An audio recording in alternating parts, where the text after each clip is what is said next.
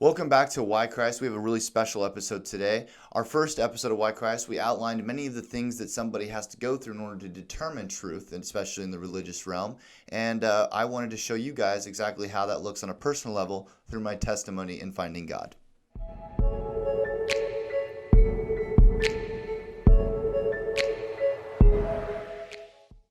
Thank you for joining us today. So we have, unlike our normal episodes, we usually have guest speakers on with us, and we usually chit chat about different topics about Christianity. But today I wanted to do something a little bit different. Like I mentioned before, on our first episode of Why Christ, we actually outlined many of the different things that one person has to go through in order to find a religion or truth in general. And one of the things I think it's really important to understand is how that actually looks on a personal level. So I want to try to do today is kind of share my personal testimony with you guys and actually try to elaborate on the things I actually went through personally to find God. And hopefully that can help you understand the Christian faith better, and also how Christians kind of come to the point where they are today. So my story is, like many people's story, it doesn't start off like in this perfect Christian family like everyone kind of pictures, especially like the movies and whatnot, that everyone that's a Christian is only Christian because it was passed on by their moms and their dads, and it's just kind of a family thing. But that wasn't really the case in my family. My mom was Christian, but my dad wasn't, and our family is broken. We had a bunch of divorces. It was a lot of hardships throughout the years, different stepdads and things like that made believing in a God kind of difficult, because when you go through hardships and you think to yourself, why would a good God allow any of this to happen to me? So when you're going through these different things in your life, it's kind of hard for you to actually see the light throughout of it. So when I'm going through this, when I'm growing up in this broken home, and we're going to these different churches, it kind of seemed hypocritical to me. I saw a broken family around me going to church and listening to these sermons that I didn't really see being practiced in the home. And so that was really hard for me. And I saw that with a lot of Christians as well. And the hypocrisy of the Christian church was really a turnoff to me. And I really didn't want to grasp onto something like that, because I was like, okay, if they call themselves Christians, I don't want to be anything like them. And that wasn't the only thing. I also thought a lot of the stories I was hearing growing up in these different churches were pretty silly. I thought the story of Noah's Ark was silly. I thought the creation story and the eating of the fruit of the knowledge of good and evil in Genesis was a silly story. I thought that a lot of the things in the Old Testament especially were atrocious, to the point where I thought that there's no way a good God could do any of those things. And so it was really hard for me to come to a place where I was actually even willing to look at the evidence. So I grew up in that kind of mindset, but it got to a point where my ego was growing. I was getting cocky as I felt myself getting smarter and thinking that I figured out everything. I have probably figured out the answers to a lot of these questions, and I've actually have a lot of watching different like scientific documentaries and things, and so basically rationalized my way through Christianity completely and religions, and landed on atheism. And I was a pretty staunch atheist. Now, not all my family knew this at the time, because I wasn't outright just going to tell my whole family that I was atheist. But in my personal life, I was debating people and honestly being arrogant and mocking them quite frequently. I thought that their arguments were stupid. I thought they were badly put, and some of them were, because I was dealing with people the same age as me who were equally as arrogant. It wasn't until I actually was put into a private Christian school, where I was actually surrounded with Christian scholars who actually had good answers to these questions, who actually did more research than me, that were able to actually give good answers to the questions I posed. So I started losing debates, which was new for me as a young arrogant kid who just thought I could make all these fancy sounding arguments and that weren't my own, that I just quoted from other famous atheists, and then they would walk right through them. But the Christian scholars that I was up against were much more intelligent than that, and they were actually able to dismantle the argument in a way that made sense to me. And while doing, they were very kind, they were very humble, and they were just simply explaining to me why I was wrong and why their view was right. And through that, I started to feel like on shaky footing. I hadn't had a place in my life where I was actually really doubting my atheism at all. And before then, I was kind of just in an echo chamber of myself and me watching just atheistic videos without ever actually considering the other side of the argument. So once that happened, I actually had to dive into the other side of the argument to try to come up with counter arguments. So I'd go home, research, think, figure out a good counter argument to whatever they argued against me, come back the next day and do the same thing again. I did this every day for years until I eventually came to a place where I kind of ran out of arguments. And so it forced me as a person who tries to be as intellectually honest as I can to have to actually look at the other side as if it may be true. Until this point in my life, I had only been trying to disprove Christianity. I had never even considered the fact of trying to prove Christianity. So I wanted to actually look at what were the arguments for it, not just against the arguments for atheism. What were the arguments for Christianity? So I started looking at those. And before you can even look at the arguments for Christianity, you first have to decide if Christianity is even possible. Because if there's no God, Christianity is impossible, because miracles don't happen if there's not some supernatural being who created the universe. So I first had to look at God. Is God real? And from watching YouTube videos, talking to these different Christian scholars, asking them questions, and getting all these arguments that were really, really, some of them were difficult to understand, but others of them were really simple, until I had an abundance of arguments and no arguments on the other side that made me have to choose that God must be real. But I don't know who this God is. I don't know what he looks like. I don't know who he is. I don't know what he's about. I only know that there must be some supernatural creator. He might have just created the world and walked away and we've never seen him again. That's completely plausible as of then. So I had to look at, okay, did God reveal himself? But first, that would be too broad of a question, because if you're just asking did God reveal himself, then you're dealing with thousands and thousands of religions all across the world. And with each religion, you're looking at different sects within that religion. Within Christianity itself, there are dozens and dozens and dozens and dozens of different groups and denominations within Christianity. So you can't just start with that question. So first I tried to do some process of elimination. So the first thing I had to do was, okay, I got to figure out if God is a monotheistic God, meaning one God, or if he's a polytheistic God. Is it a multiple of God? Now, me living in America, I kind of just realized, okay, a polytheistic religion sounds silly, but I can't just write it off that just because I live in a culture that doesn't really have a broad polytheistic nature. So the argument that I heard that actually was a good one, and it's the reason that a lot of Western cultures don't accept polytheistic religions, is because polytheistic religions have a big problem with them. They don't account for science. What I mean by that is, if you think of the most popular polytheistic religions throughout history, well, let's take the Greek gods or the Roman gods, for example. Their explanation for the world around them was there must be different gods governing different forces. They said Poseidon is the governing of the sea. We have Zeus, and he is the governor of the sky. He's control of the sky. And they have Hades. He's the governor of the underworld. And they have all these different gods for every different, like, plant, season, all these different things, right? But once science became more and more and better understood, we realized that it wasn't Poseidon and Zeus fighting. It wasn't the sky and the sea going against odds, and it was two different forces. No, it was one force creating a storm, or it was the sun got hotter and it dried up the crops. It wasn't the sun god angry at the god of the crops. We realized that there is some uniformity to all of these different governing forces. They're not being governed by different forces. So at the very least, we know this God is at least one in mind. Otherwise, we would see these different forces battling it out.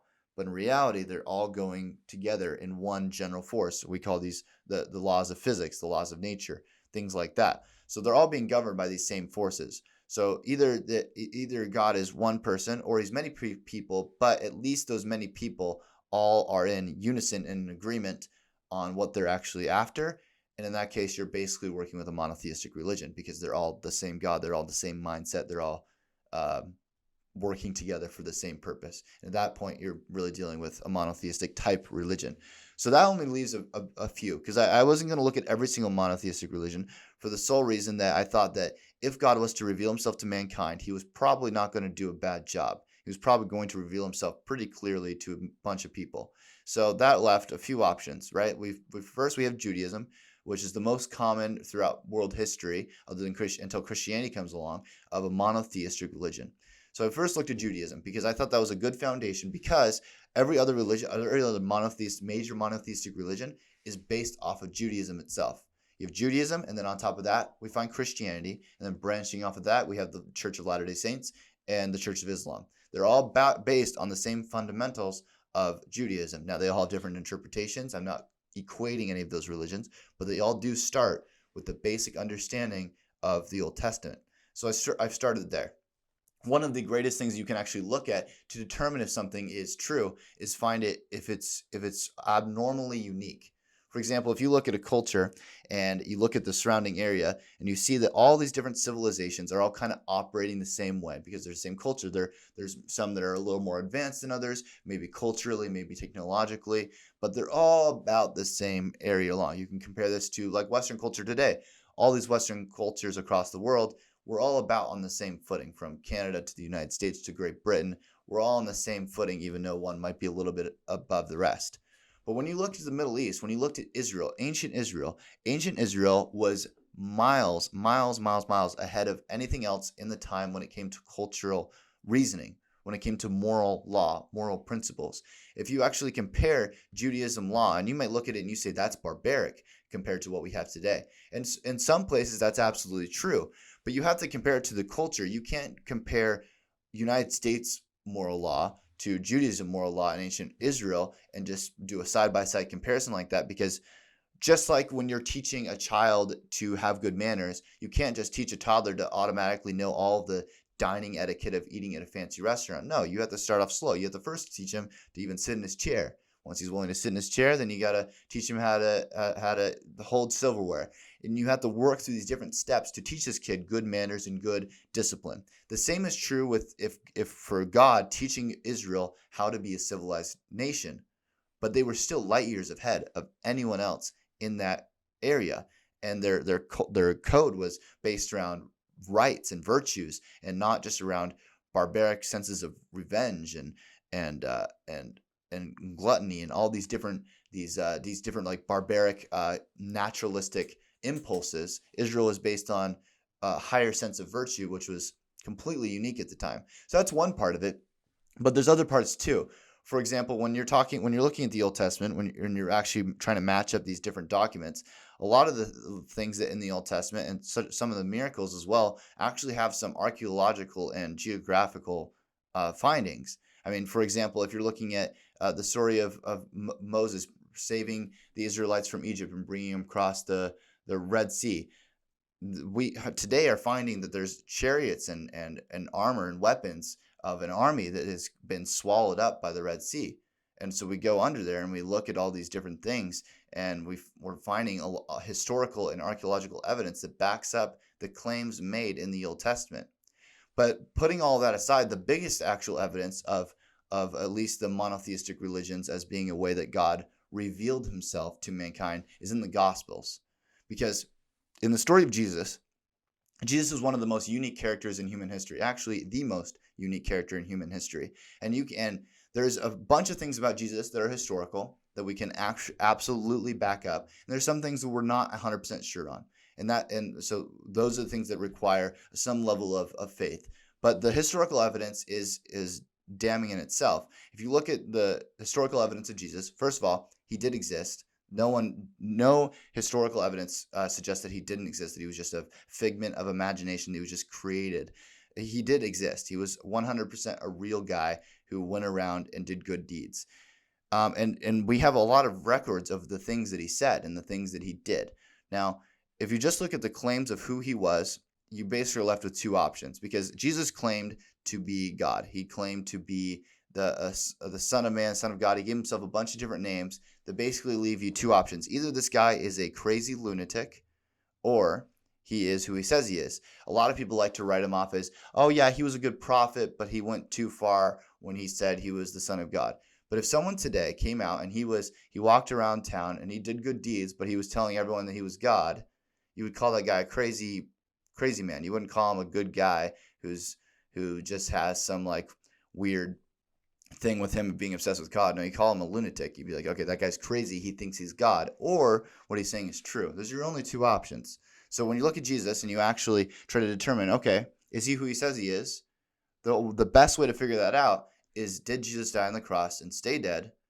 Or did he die on the cross and rise again? Because if you stay dead, everything that Jesus said and did can be just written off as just another crazy lunatic who pretended to be the Messiah.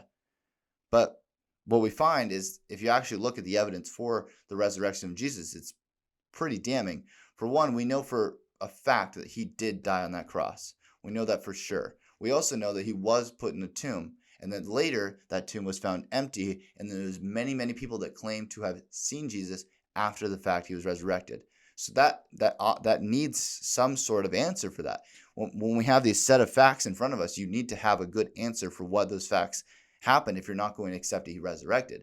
We know he died for sure. We know he was put in that tomb for sure. We know later we found that tomb empty for sure. We know that later we found a bunch of people that claimed to have seen him and then were tortured to death and died with the claim that they did indeed see Jesus.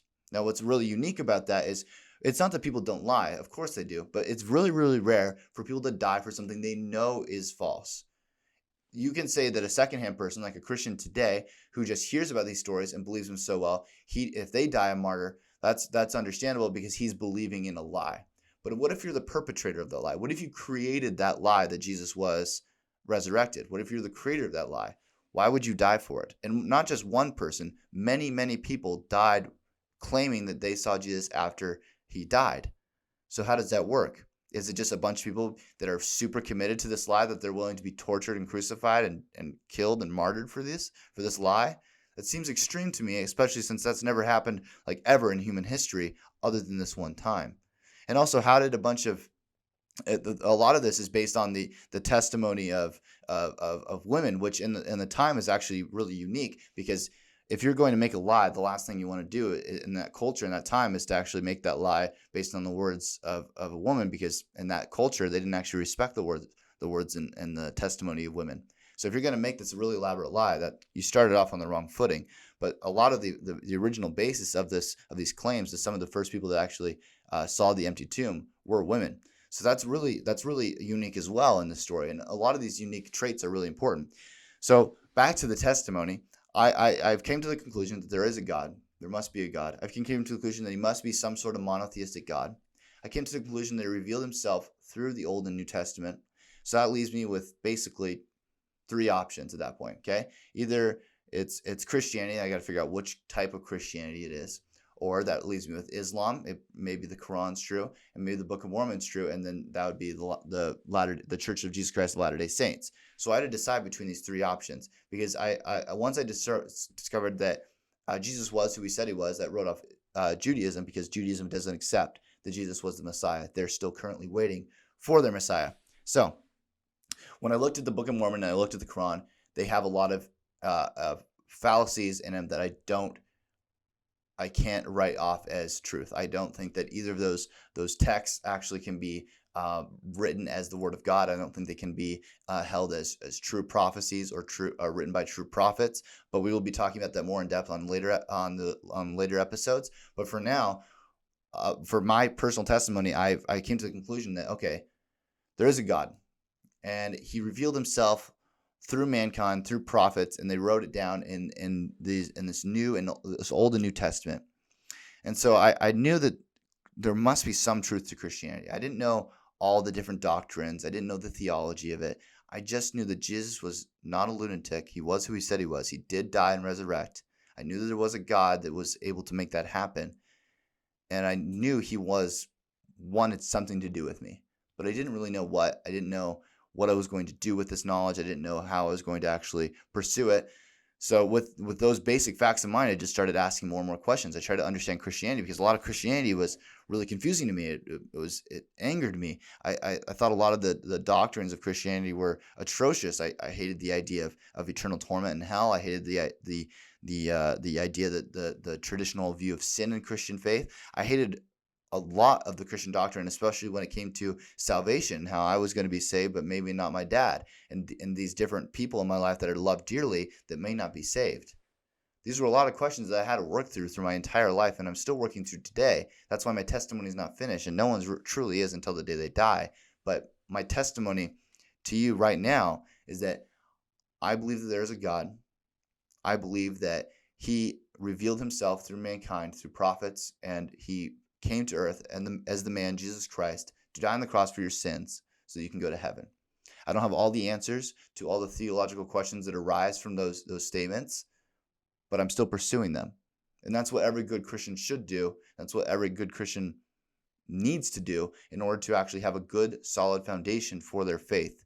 Because faith is essential. But if you can eliminate some of your faith and replace it with good, hard evidence, good, hard foundations, it's going to be a lot harder to shake your foundations and actually have somebody doubt your faith if you actually have good arguments, good evidence to back up what you believe in. The reason I'm bringing this all to you now is because I think that people need to understand that this journey isn't necessarily easy. It takes many, many years. It takes questioning, and no one should just blindly accept all of these information I'm giving you. You should question it and question your own beliefs all the time, and never shy away from any of the accusations somebody's going to make against you. That someone's going to question your ideology, and someone's going to question your religion, question your faith, question your ideas, and that's okay. That's good, as long as you're going to actually analyze yourself and actually dive into what you believe and try to determine if it's true or not.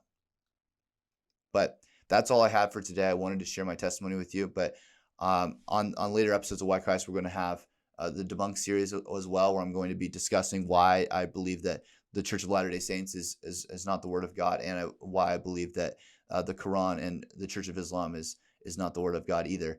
And until next time, my name is Levi Erickson, and this is Why Christ.